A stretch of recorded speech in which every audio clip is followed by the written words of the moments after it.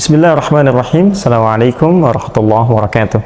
Alhamdulillah, wassalatu wassalamu ala rasulillah wa ala alihi wa sahbihi wa man wala wa ba'd. Saudara-saudariku, Alhamdulillah Allah pertemukan kita kembali dalam hari yang baru dan tentunya di waktu yang insya Allah lebih bermanfaat dibanding hari-hari sebelumnya. Kita bermohon pada Allah Subhanahu wa Ta'ala, semoga Allah memberikan kita sikap istiqamah untuk beribadah sampai kembali kepada Allah. Hari ini kita coba akan teruskan lagi apa yang teman-teman sampaikan di komen YouTube khususnya. Ya, kita coba amati dan kita coba bertukar pikiran. Mudah-mudahan ada yang bermanfaat untuk kita bisa bagi di kesempatan kali ini. Ya, dari 3 hal yang teman-teman sampaikan, baik di web ataupun tulisan yang sempat disampaikan di ta'lim dengan di laman YouTube kita, coba kita teruskan dulu untuk yang di YouTube, dan selanjutnya kita akan coba ya kembalikan lagi kepada tulisan-tulisan yang teman-teman sampaikan dalam ta'lim, atau juga nanti yang di web coba kita cek untuk kita jawab satu persatu insyaallah. Baik, ada pertanyaan dari akhuna Muhammad Riza. Baik, Assalamualaikum Ustaz. Waalaikumsalam warahmatullahi wabarakatuh. Bolehkah menunaikan sholat syuruk di rumah setelah sholat berjamaah di masjid? Terima kasih. Allah barik fiik. Baik, kita lihat dulu dalilnya. Nah, setelah menemukan dalil itu baru kemudian kita komentari dan kita bisa simpulkan bagaimana penunaian sholat syuruk yang dimaksudkan. Baik, tentang syuruk ini kita bisa temukan misal di hadis riwayat At-Tirmidzi yang nomor hadis 586 dan status hadisnya insyaallah sahih. Baik, disampaikan dari sahabat Anas bin Malik, ini yang paling populer ya. Qala Rasulullah sallallahu alaihi wasallam, ya, man shalla al-ghadata fi jama'atin, dalam riwayat lain fi masjid, ya, thumma qa'ada yadhkurullaha, barang siapa yang menunaikan salat subuh di masjid, di riwayat lain secara berjamaah, kemudian duduk berzikir kepada Allah Subhanahu wa taala, ya, hatta tatlu'a syamsi, ya, sampai dengan matahari kemudian terbit. Di riwayat lain ila subhatid duha, di awal waktu duha. Kemudian thumma yusalli rak'atain, kemudian dia menunaikan salat 2 rakaat. Fakana alaihi ka ajri hajjin wa umratin, maka dia mendapatkan pahala senilai haji dan umrah. Dan ini disampaikan dari Rasulullah SAW, tammatun tammatun tammatun, itu sempurna sempurna sempurna. Demikian diantara bunyi hadis yang populer yang kita dapatkan bahwa pertama, syarat untuk bisa menunaikan salat ini disebut dengan syuruk. Ya, kita definisikan dulu, salat syuruk itu adalah salat yang ditunaikan di awal waktu duha. Ingat, di awal waktu duha. Jadi duha itu nanti ada awalnya, ada pertengahannya, ada akhirnya. Nah, awal duha ini disebut dengan syuruk. Ya, sekitar 1 tombak bayangan, yaitu ukuran setombak, setinggi 1 tombak setelah matahari terbit. Jadi begitu matahari terbit, ya, sekitar ukuran mungkin sekitar 15 sampai 20 menitan lah. Ya, 15 sampai 20 menitan. Sekarang alhamdulillah teknologinya sudah bagus, jadi dari waktu subuh itu sudah ada ukuran, terus diukur, bahkan di beberapa jam tertentu itu sudah ada waktu syuruknya. Jadi jamnya memberikan isyarat syuruk gitu ya. Ya, kurang lebih kalau dari subuh itu mungkin sekitar 1,5 jam lah amannya, 1,5 jam itu dari subuh. Jadi kalau sekarang subuhnya misalnya 4.33 untuk waktu Bekasi, ya kita ambil mungkin sekitar jam 6 ya, jam 6 lewat 3. Nah, itu waktu yang paling mungkin bisa sesuai dengan waktu syuruk untuk kondisi saat ini. Tentunya menyesuaikan dengan perubahan-perubahan waktu. Jadi kita simpulkan syuruk adalah sholat yang ditunaikan di awal waktu duha, disebut dengan syuruk atau isyraq, ya, bisa disebut juga dengan isyraq. Syuruk itu posisinya, isyraq itu naik mataharinya setelah terbit, bergeser sampai bayangan 1 tombak. Kemudian yang kedua, bagaimana cara menunaikan sholat syuruk itu? Dalam hadis disebutkan, ya, man shalal ghadata fi masjid atau fil jamaah, siapa yang menunaikan salat subuh di masjid. Jadi yang pertama ditekankan itu di masjid, salatnya mesti di masjid. Ya, ini bahkan ada ulama yang berpendapat bahwa salatnya harus di masjid. Ini bagian pertama. Yang kedua ada redaksi fi jama'atin, dalam berjamaah. Ya, ada juga yang memberikan kemudian kelonggaran jika secara syar'i dia tidak bisa kemudian ke masjid karena uzur syar'i, ya, hal yang diperkenankan, dibolehkan oleh syariat. Misal perempuan yang sama sekali nggak bisa ke masjid karena ada 3 kondisi yang dibenarkan secara syar'i. Kewajiban yang berlaku di rumah, ya, harus memberikan ASI kepada anak, merawat misalnya jadi kewajiban utamanya. Yang kedua, kurang aman dari fitnah di jalan. Yang ketiga adalah tidak adanya tempat khusus untuk perempuan di masjid.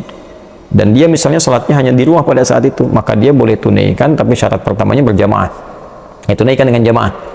Nah, jadi berjamaah di rumah, jangan sendirian. Misalnya ada taruhlah dengan anak perempuannya atau misalnya dengan asisten rumah tangga, Anda sholat berjamaah, ya, yang laki-laki ke masjid, maka tunaikan di masjid. Nah, setelah selesai menunaikan sholat ini, kemudian thumma qa'ada yadhkurullah, nggak langsung pulang, duduk di situ berzikir kepada Allah Subhanahu wa taala, duduk. Nah, jadi dalam duduk ini selesai sholat, Anda duduk di area masjid, yang penting masuk area masjidnya, ya, dan tidak terlampau menyulitkan juga. Jadi mohon izin kalau mungkin saya agak sedikit berbeda pendapat, boleh dikatakan juga mungkin kurang sepakat dengan yang spesifik mengatakan tempat duduknya harus di situ aja, nggak boleh bergeser ke tempat lain. Jadi kalau Anda di sub pojok kanan misalnya, di situ nggak boleh geser kiri, nggak boleh geser tengah, itu sesuatu yang menyulitkan menurut kami. Ya, kita menghargai pendapat teman yang lain dan tidak perlu juga kemudian saling menyalahkan, tapi saya pribadi barangkali akan lebih menguatkan yang sifatnya fleksibel selama berada di area masjid.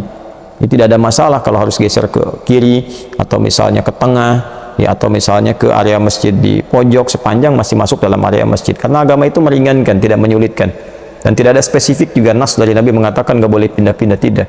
Yang ada adalah isyarat bahwa selama itu di area masjid dan berzikir kepada Allah. Ya, kan zikir itu banyak, ya, bisa berarti Al-Quran, baca Quran itu zikir.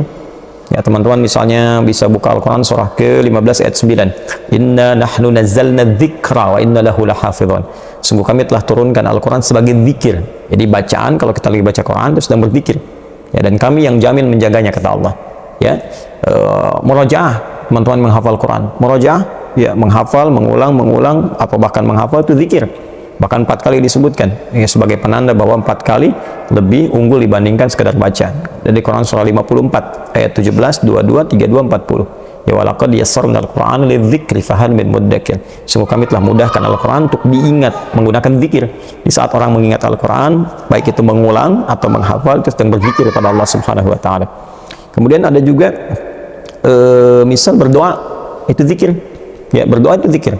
Misal di Al-Quran surah ke-7 Al-A'raf ayat 205, ya, ayat yang kedua terakhir, isi paling kiri agak sedikit ke bawah, ya, wadhkur rabbaka fi nafsika tadarruan wa khifatan wa duna jahri minal qaul. Silakan kau berdoa kepada Allah, minta, ya, minta dengan segenap hatimu, dengan kerendahan hati, mohon dengan sangat. Nah, itu berdoa disebut dengan zikir, wadhkur rabbaka. Atau menyebut nama Allah, ya, berzikir, ya, Salah asmaul husna, ya Allah, ya Rahman, ya Rahim, ya Kudus, ya, minta, ya Allah, ya Allah, ya Allah, ya Allah, ya Allah, minta. Itu Anda sedang berzikir.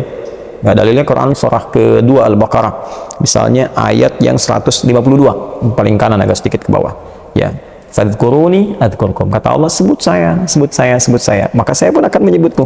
Ya, bagaimana cara menyebut Allah? Ditafsirkan lagi nanti di Quran surah ke-17 Al-Isra ayat 110. Ya, qulid Allah awid ar-Rahman ayyamma tad'u falahul asmaul husna. Ya, sebut nama Allah, sebut nama Allah, atau Ar-Rahman, atau kapanpun kamu ingin memanggilnya, Allah punya nama-nama terbaik, itu berzikir. Ya, atau juga nanti ada amalan lain, misalnya termasuk sholat juga zikir. Ya, sholat juga zikir, ya, sholat sunnah itu masuk zikir. Ya, misal ada di Quran surah ke-20 ayat ke-14, Allah menyebut sholat dengan zikir. Ya, innani anallahu la ilaha illa ana fa'budni wa aqimis salata li dzikri. Saya Allah, nggak ada Tuhan selain saya, sembah saya. Caranya tunaikan salat sebagai zikir, kata Allah kepada saya, pada Allah. Ya, bahkan sebuah aktivitas yang mendekatkan diri kepada Allah itu zikir.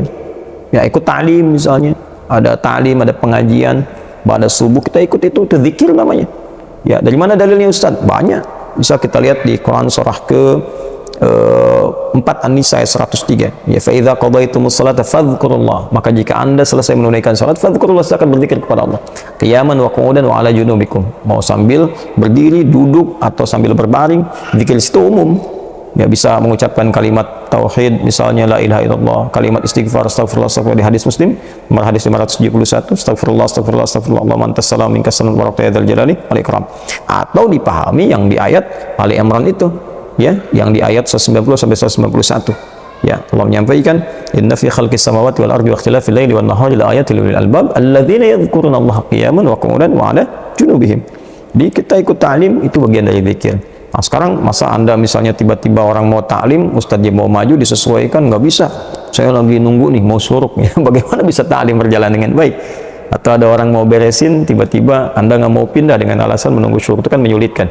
Ya, jadi silahkan setelah sholat subuh Anda duduk sesuai dengan kenyamanannya, termasuk di area masjid, jangan keluar dari area masjid. Kemudian di situ Anda berzikir kepada Allah, pilih maukah tilawah Al-Quran, baca Al-Quran, menghafal Al-Quran, atau mungkin ikut ta'lim di waktu subuh, Ahad, Sabtu. Tuh enak banget tuh, bonusnya banyak, udah ikut ta'lim pahala banyak, terus sholat. Nah, setelah itu sampai waktu syuruk, kemudian sholat 2 rakaat. 2 rakaat, sholatnya seperti sholat-sholat lain, 2 rakaat normal, niat dalam hati, ya. Kemudian setelah itu bertakbir seperti biasa, ya, iftitah, kemudian baca Al-Fatihah, baca surah, ya. Silahkan dibaca yang paling meringankan, boleh baca Ad-Duha, setelahnya Alam Nashrah, atau misalnya Al-Kafirun, setelahnya Qul Huwallah, silahkan yang paling ringan, ya. Setelah itu salam, Anda berdoa kepada Allah, minta kemuliaan-kemuliaan, minta keikhlasan, minta Allah berikan pahala, ya, minta kebaikan-kebaikan. Nah, setelah itu insya Allah seperti keikhlasan kita lakukan, dan Allah berikan berkenan apa yang dijanjikan dari lisan Nabi sallallahu alaihi wasallam. Ya, fakana alaihi ka ajri hajjin wa umrah. Dia dapat pahala senilai haji dan umrah. Sempurna. Nah, jadi yang dapat pahalanya, bukan hajinya. Jadi jangan diartikan, oh saya udah sholat syuruk, saya udah haji nih. Bukan. Anda baru sholat, dapat pahala senilai haji dan umrah. Tapi hajinya kalau belum ditunaikan, ya belum. Ya, karena ada perbedaan-perbedaan spesifik nanti dengan sisi lainnya. Karena itu, karena pahalanya besar, maka ibadahnya pun ada tantangan. Ya, kalau pahalanya mungkin nggak terlampau besar, ya Anda bisa kerjakan dimanapun. Ya, tapi kalau pahalanya tinggi senilai haji kan nggak mudah. Ya, perlu mengumpulkan uang dulu, tenaga dulu, berangkatnya butuh kesehatan, maka Anda pun harus ada pengorbanan. Apa diantaranya? Ya, sholatnya nggak bisa dari masjid, kemudian misalnya tunaikan di rumah, harus di masjid, tunggu dulu. Ya, investasi dulu dengan waktunya, tenaganya, tambah ibadah lagi. Itu pahalanya akan banyak mengumpulkan ibadah. Ya, karena itu ketika Anda ada di masjid, maka sholatnya pun ditunaikan di masjid. Ya, dalam keadaan di rumah, kalau memang bisa ke masjid tapi memilih di rumah, maka tidak berlaku syuruknya. Kecuali tadi dalam kondisi nggak bisa ke masjid karena uzur syar'i. Anda dinas tiba-tiba ke gunung atau di area sekitaran pantai, atau misalnya sedang ada yang eksplorasi minyak, ya, ke lepas pantai misalnya, nggak menemukan masjid di situ, ya itu berjamaah. Itu yang dimaksudkan, ada redaksi hadis yang lain mengatakan fi jama'atin, selama berjamaah karena uzur syar'i tidak ke masjid. Saya kira itu untuk saudara kita. Semoga Allah berikan kemuliaan, dan semoga Allah Subhanahu wa taala juga membimbing kita untuk istiqamah di dalamnya. Terima kasih Mas Muhammad Riza. Wallahu taala alam bisawabnya. Allah yang Maha tahu mana yang paling benar. Kalau ada pendapat ustaz yang melengkapi, kita ambil. Nah, tapi juga saya ingin ingatkan bahwa kalau ada kesempatannya, ambil. Kadang-kadang ada yang lupa. Ya, misalnya ikut taklim dari Sabtu, Ahad, begitu selesai pas syuruk pulang, sayang. Atau dia ngobrol-ngobrol. Ya, ngobrol memang nggak dosa, nggak dilarang. Cuman pahalanya ya sayang aja nggak dapet. Ya, zaman Nabi pernah ada demikian. Jadi ada seorang tabi'in pernah bertanya kepada sahabat Jabir. Ya, pertanyaannya sangat menarik. Itu ada di hadis Muslim nomor hadis 670. Ya, ditanya apakah Anda pernah menemani Nabi SAW? Ya, maksudnya menyaksikan sholatnya Nabi. Spesifik lagi tentang sholat syuruknya Nabi. Ya, kata beliau, saya sering menemani Nabi SAW. Ya, artinya mengikuti Nabi lah, ya, beraktivitas terutama sholatnya. Dan beliau melihat bahwa kebiasaan Nabi itu pada subuh itu nggak pernah keluar dari tempat beliau sholatnya. Ya, artinya beliau di situ berzikir kepada Allah sampai tiba kemudian terbit matahari. Ketika terbit beliau sholat 2 rakaat. Nah, ketika meninggalkan tempat sholatnya itu, beliau menyaksikan beberapa kalangan sahabat sedang duduk ngobrol tentang mengenang masa-masa mereka di jahiliyah. Kalau kita sedang canda gurau sampai mereka ada yang tertawa. Ya, ada yang tertawa canda. Apa respon Nabi? Nabi senyum aja. Senyum itu indah sekali Nabi. Ya, nggak marah-marah misalnya atau apa, tidak. Nabi mencontohkan dengan praktek sehingga orang bisa melihat kenapa Nabi duduk terus setelah itu sholat. Terus orang nanya, ada pahala besar loh gitu. Ya, kan kita tidak harus mesti nyalahkan orang, atau kita harus mesti misalnya mohon maaf bersikap kasar pada orang. Kalian apa begini, tidak. Berikan akhlak yang baik, contohkan. Mungkin kita salami, Masya Allah, apa kabar, Assalamualaikum, kayaknya ramai nih ngobrolnya. Iya, baik, saya pamit dulu ya.